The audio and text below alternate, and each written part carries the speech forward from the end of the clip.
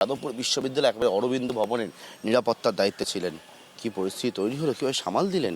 ভয়ঙ্কর পরিস্থিতি। যখন দেখলাম যে প্রচুর মব চলে আসছে, তখন আমি কি করবো, বাধ্য হয়ে ছেলেগুলোর ভিতরে ঢুকিয়ে দিয়ে আর তালা মেরে দিলাম, তা নাহলে আরও অরাজকতার সৃষ্টি হতো। তারপরে তো বাইরে দেখলেন সমস্ত দেখা গেল আগুন ফাগুন জ্বালাচ্ছে। এই পরিস্থিতির মধ্যেই ছিলাম।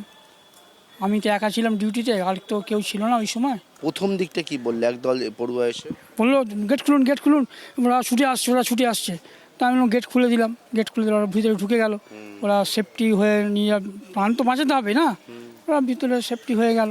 সঙ্গে সঙ্গে কতগুলো গেট বন্ধ করে দিলেন? আমি একটা গেট, প্রথম গেটটা বন্ধ করেছি, আর পিছনের গেট বন্ধ করা হয়েছে, দুটো গেট।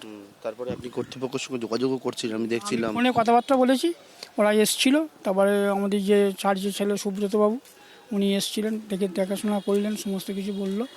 তারপরে আমি তো সারা রাত জেগেই ছিলাম।